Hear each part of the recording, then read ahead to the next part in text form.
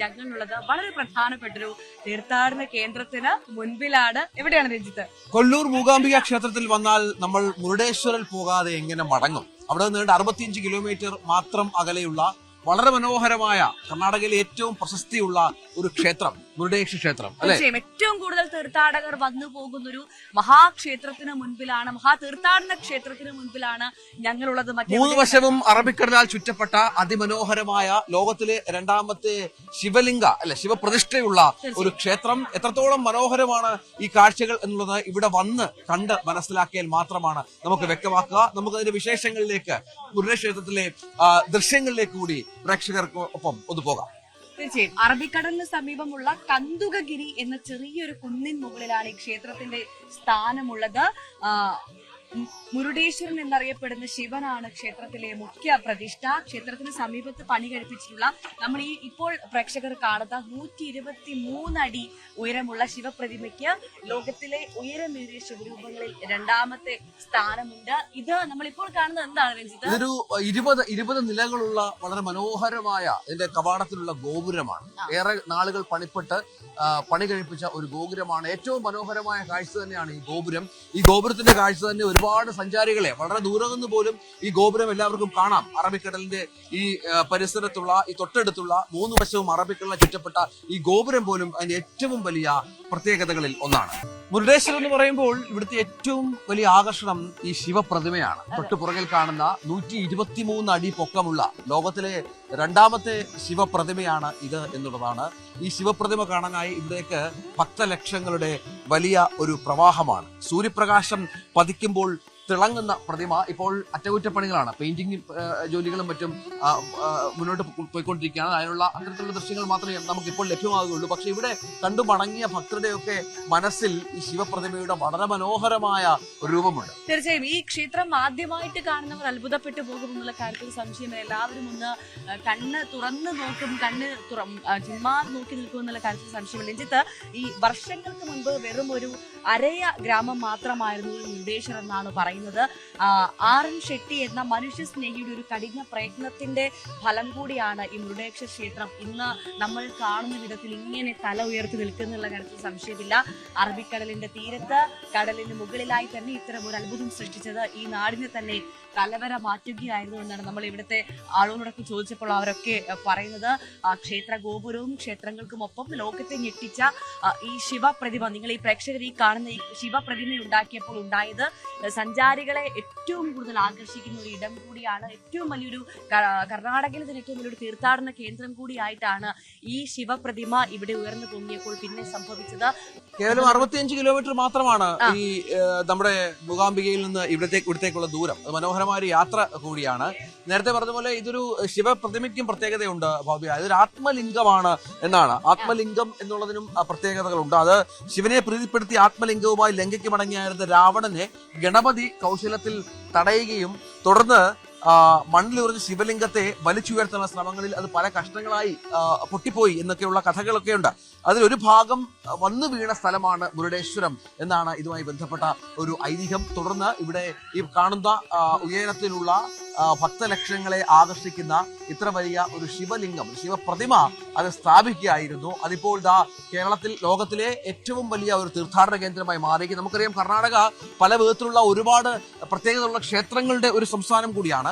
ഈ ക്ഷേത്രവുമായി ബന്ധപ്പെട്ട് വലിയ വരുമാനങ്ങൾ, ഈ ക്ഷേത്രവുമായി ബന്ധപ്പെട്ട് ടൂറിസവുമായി ബന്ധപ്പെട്ട് വലിയ വരുമാനം കർണാടക സർക്കാരിന് കർണാടകയിലെ പല പ്രദേശങ്ങൾക്ക് ലഭിക്കാറുണ്ട്. പല പ്രദേശങ്ങളിലെയും അഭിവൃദ്ധിക്ക് കാരണമാകുന്ന ഇത്തരം ക്ഷേത്രങ്ങൾ കൂടിയാണ്.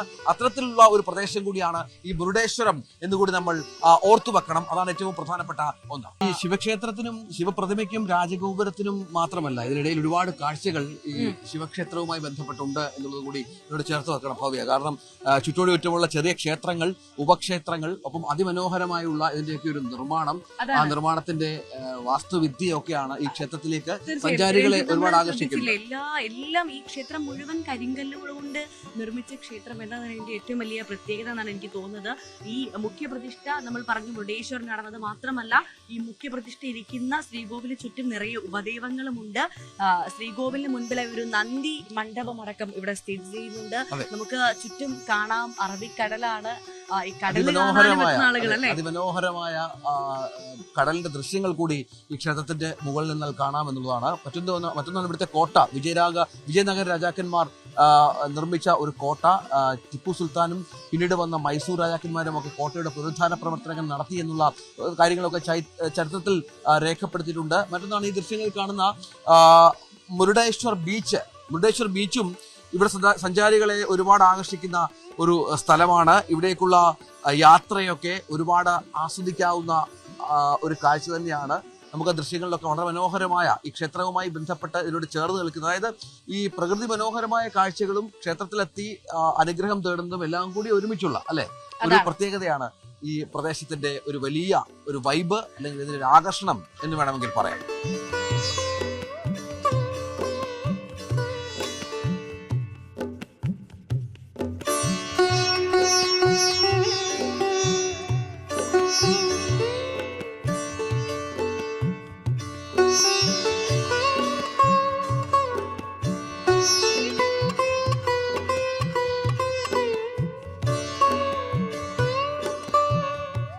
രഞ്ജിത്ത്, നമ്മൾ ഈ 20 നില മുകളിലെ മനോഹര ദൃശ്യം കണ്ടു. ഈ തമിഴ് ശില്പികളുടെ കൈപുണ്യമേറ്റ ക്ഷേത്രത്തിന് മുന്നിൽ രാജഗോപുരത്തിന് മുകളിൽ കയറാൻ എല്ലാവർക്കും അനുമതി ഉണ്ട് എന്നുള്ള പ്രത്യേകതയുണ്ട്. ഇവിടെ ഒരാൾക്ക് 10 രൂപ ടിക്കറ്റ് എടുത്തു കഴിഞ്ഞാൽ ഈ ഗോപുരത്തിന്റെ ലിഫ്റ്റിനുള്ളിൽ പ്രവേശിക്കാം. 20 നിലകളുള്ള രാജഗോപുരത്തിന്റെ 237 അടിയിൽ കൂടുതൽ ഉയരമാണ്. നമ്മൾ നേരത്തെ തന്നെ പറഞ്ഞ കാര്യമാണ്. എന്തായാലും ഈ ഗോപുരത്തിന്റെ മുകളിൽ എത്തിയാൽ അറബിക്കടലിന്റെയും ശിവപ്രതിമയുടെയും ഒക്കെ ഒരു ഏരിയൽ വ്യൂ കാണാൻ സാധിക്കുന്നത് വലിയ വലിയ പ്രത്യേകത തന്നെയാണ്. അത് മാത്രമല്ല ഈ ശക്തമായ കടൽക്കാറ്റ് ഇവിടുത്തെ ജനൽപ്പാളികളിലൂടെ അകത്തേക്ക് വരുന്നുണ്ടാകും. ആ കാറ്റൊക്കെ ഏറ്റ് കുറച്ചു നേരം വിശ്രമിക്കാനൊക്കെ പറ്റിയൊരു ഇടം കൂടിയാണ് ഇവിടെ. ഗോപുരത്തിനുള്ളിൽ നല്ല തണുപ്പാണ്.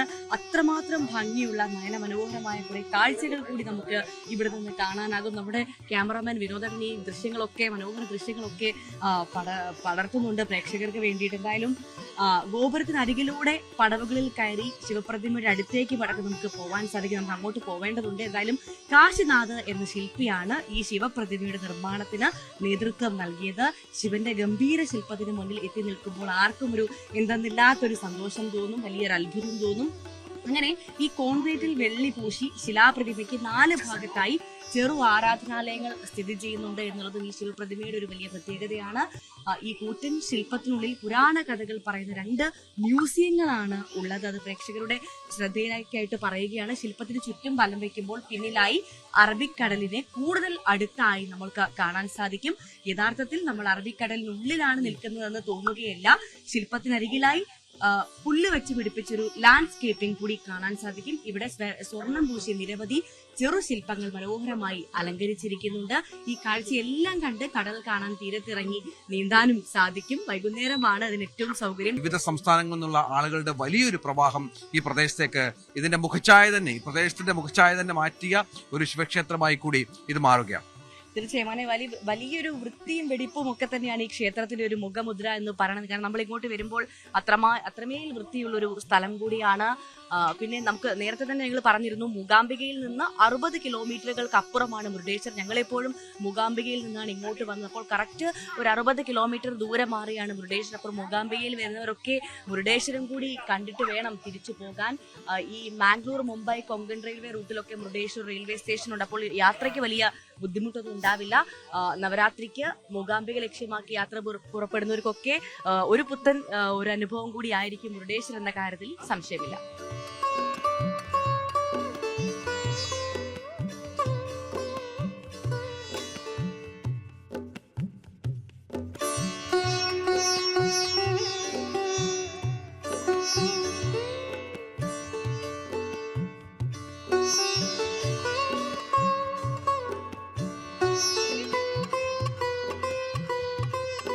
കർണാടകയിൽ തലയുയർത്തി നിൽക്കുന്ന മുരുടേശ്വര ക്ഷേത്രത്തിന്റെ കാഴ്ചകളാണ് പ്രേക്ഷകർ കണ്ടത്, വിശേഷങ്ങളാണ് കേട്ടത്, അല്ലെ രഞ്ജിത്ത്? അതെ, കർണാടകയിൽ നമ്മള് മൂകാംബികയിൽ കൊല്ലൂരിൽ നവരാത്രി ആഘോഷത്തിനായി എത്തുമ്പോൾ, നവരാത്രി അനുഗ്രഹം തേടി എത്തുമ്പോൾ മറക്കരുത്, മുരുടേശ്വര ക്ഷേത്രത്തിൽ വരണം, ഇവിടുത്തെ കാഴ്ചകൾ കാണണം, ഭഗവാന്റെ അനുഗ്രഹം തേടണം.